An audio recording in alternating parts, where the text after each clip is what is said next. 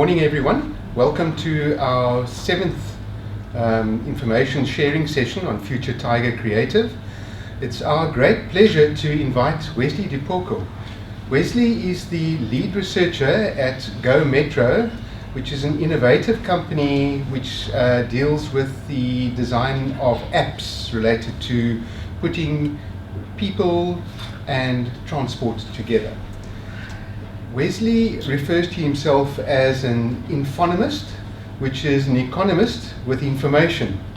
And he is passionate about the intersection of technology with education, people, and transport.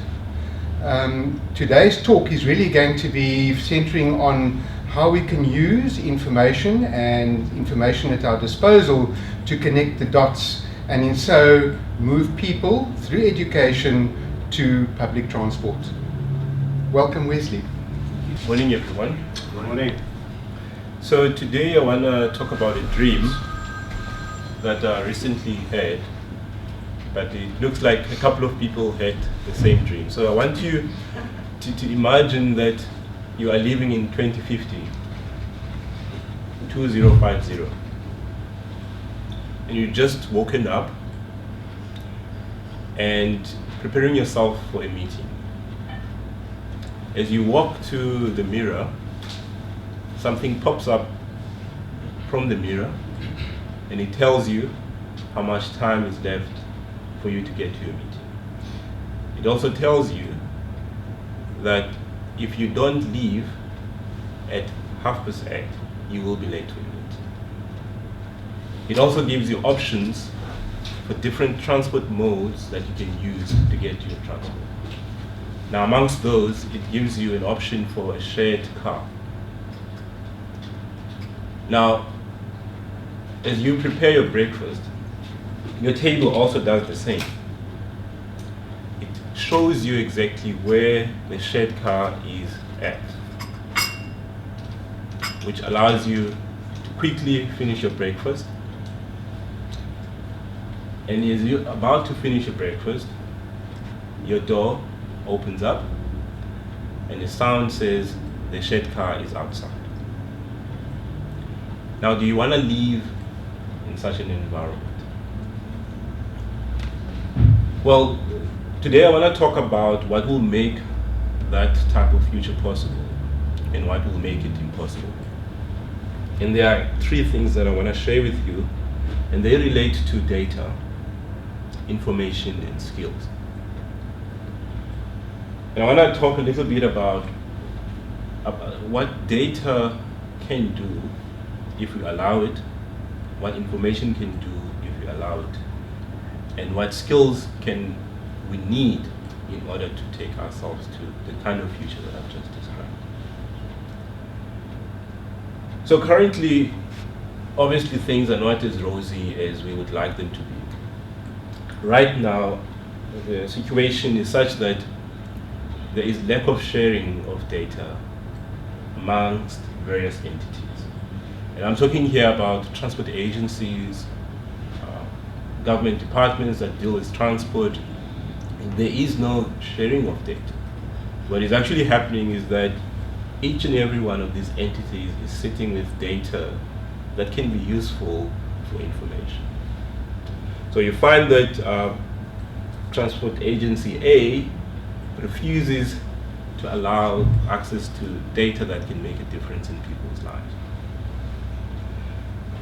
Whilst such a data is situated within those entities, you find that it's also not structured in a manner that can be useful. It's there, however, it's not really useful. So this is sort of the kind of situation that we're sitting with right now. And what is even worse is that such a data is inaccessible. So I want to just cite an example. The city of Cape Town has really made progress in this regard. The city of London has also made progress in this regard. In fact, I think the city of London set a very fine example in as far as sharing of data. And I think the city of Cape Town is also making good progress in that regard. But I believe that there's more that can be done in order to improve that situation. So if I quickly jump to information, information is one of those things that obviously you cannot touch, and it makes it difficult for people to quantify it. If you look at balance sheets of organizations, information, you'll never see it there. And yet, it's probably one of the most critical elements of society. When people think about building, they think about building bridges, which is fine. However, on top of that, I believe that there's a need to also build information that allows people to advance themselves.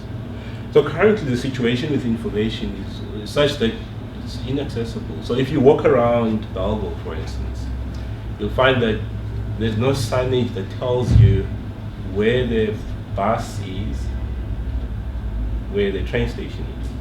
It's easy for someone who's local, but think of a tourist, someone who's visiting, a researcher who's visiting the University of the Western Cape, who needs to find his way around. There is no information that tells them very clearly that this is where to find stuff. So that's the current situation. And I think although there are attempts to enable people to access information, internet has been good at this.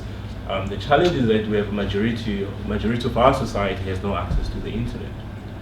So how do you deal with that? So the last count of users of Twitter as a tool has been around 100,000 in South Africa.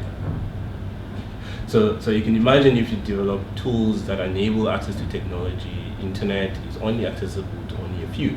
So how does the rest access this information?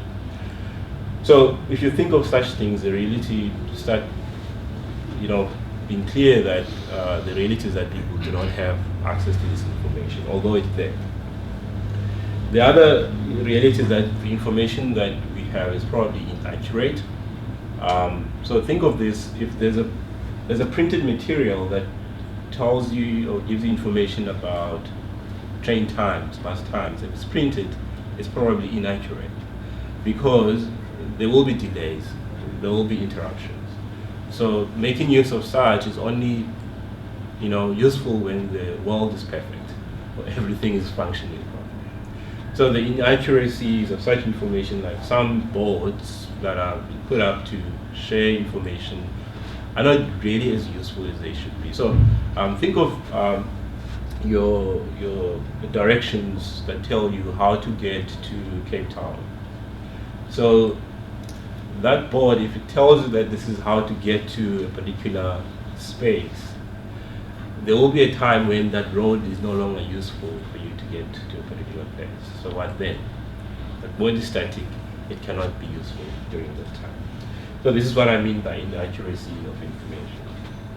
And I think overall there's just a lack of information in our world. It's there, however, it's also not there. And by that I mean there's so much of it in some instances, but it's not useful. It's not accessible to people who need to have access to such information. So today we are in 2015, and we are very fortunate because in this region we have a group of young people at Go Metro who are working very hard towards solving some of these problems that I've highlighted that relate to data, information, and skills. So having become aware of the reality that it's difficult to access this data, we decided to create our own data. Last year, we started an initiative that mapped Belleville public transport. We mapped Cape Town as well. In this process, we mapped taxis. And I'm sure if you are familiar with taxis in South Africa, you will know that there is no way of finding out where exactly you will find a stop for a taxi, how they move in terms of time and all those kind of things. So we put together this map, which was designed as an illustration. It's not necessarily used to be used, but it's to illustrate the transport movement from Belleville to other areas. You will be happy to know that it also has information about fares for taxis, buses, trains. So maybe before I jump to the issue about information, what enabled us to create this information is a mapping tool that we also designed ourselves right here in the Greater Tygerberg region. That mapping tool today is being used in Uganda to map public transport in that region. And we have plans to map other parts in Africa. Not so long ago, through Westgrow, I visited Ghana, and the plan is also to do the same there. So what I'm trying to say is that where there was difficult to create or to access this data, we have made means of creating such a data. And that has resulted in this map. But also, as you would know, or some of you would know, that we have an app that allows people to have access to information about public transport, metro rail, Golden Arrow information, and other public transport entities. So what excites me actually at Go Metro is the fact that we have taken note of the fact that not everyone has access to the internet. And last year I conducted research about people using trains. And we found out that people don't use smartphones in public transport because they are afraid that maybe someone will take it, so they use the feature phones. So when they really need the smartphone, they can't really use it. But what is also interesting is that those who have smartphones don't have data in those smartphones. So feature phones have become the tool that people use to access information. But how? So in our case, we've designed or we've created a USSD code. If you have your phone with you, if you type *120 *4668#, you will find transport information. And if you scroll down, I think it's number 6, if not number 5, you will find taxi fares. And that you can access without having data. So probably a little bit of airtime, not much. But the point is, you can access this information as easily as that. Can you repeat the number? *120 *4668#. *120 *4668#. Tell we offer them cash for their cars because they're going to use a taxi. Special cars. Has anyone found it already? Yes. Yeah, Okay, going into Western Cape. Yeah. Exactly. So the point there is that this is just one way in which we have, found ways of getting people to access. And what we think should happen is, if you think of 911 as a number that you call to access emergencies, this is the number that we think should be, visited for public transport in South Africa. And the key point here is that we need to have integration of public transport information. You can't have transport A sitting here and transport B sitting here, such that you yourself as the user of that information would need to access different platforms in order to access that information. So that, in as far as our information is concerned. And what also excites me recently, we've designed a tool called Go Metro Pro, which is very useful for planners, urban planners, when they make decisions about where to locate a building. So Go Metro Pro, if you can maybe just scroll a little bit to the last slide. This is Go Metro Pro. What it does, it has basically harvested all the data that we have, and it allows it to be easily accessible to transport planners to make decisions about their plans, whether it be to create a building at a particular point, or to get an understanding of transport movement in certain areas. It's a very useful tool, which we believe that it will become a game changer in as far as planning is concerned. So if you go to the previous slide, this one, I've also spoken about skills. So one of the few things that we've managed to do in the process of doing everything that we do, we've managed to develop people that we call mappers. So the map that you saw was actually made possible by a group of young people working together using the tools that we've developed. And these ones are continuing to do the same thing in other parts of the world, mapping public transport for their areas. So that's one group of people that we believe we will develop as the time goes. The second group is data analysts. So the GoMetropod tool that I showed you just now will become very useful, or the data analysts will become very useful in making that data meaningful to people who need to use such information. So you're probably asking yourself by now, what impact has what we've done so far? What impact have we had in people's lives? So not so long ago, we picked up that a lot of people were losing jobs because of public transport that was always late. And that led us to develop a feature on our app called Email My Boss. So what it basically does, it allows one to communicate to the boss that the train is late with the proof that the train is late. Because what used to happen before is that you would have to go to a particular office and wait in a queue to get a letter that proves that you are late because of a train or whatever public transport. It gets you a bit later. Yeah. So the tool, we believe that it has probably saved some people's jobs, we think.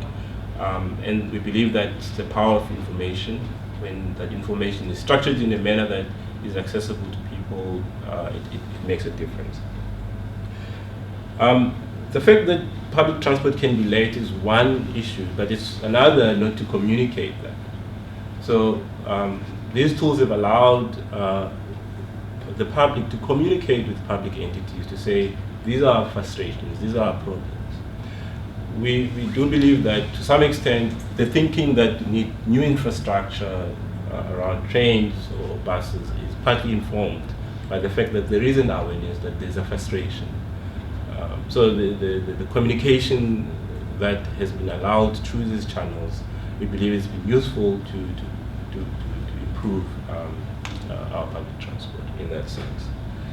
And I think also better decision making to some extent has been enabled for some. So if you are taking a train and you get information that says this train will not be moving, you can make a different decision to say you take a taxi or a bus based on the information that you have. Whereas you could have waited if you didn't have such an information. So to some extent, that awareness has enabled people. What excites me even more is what's coming in the future.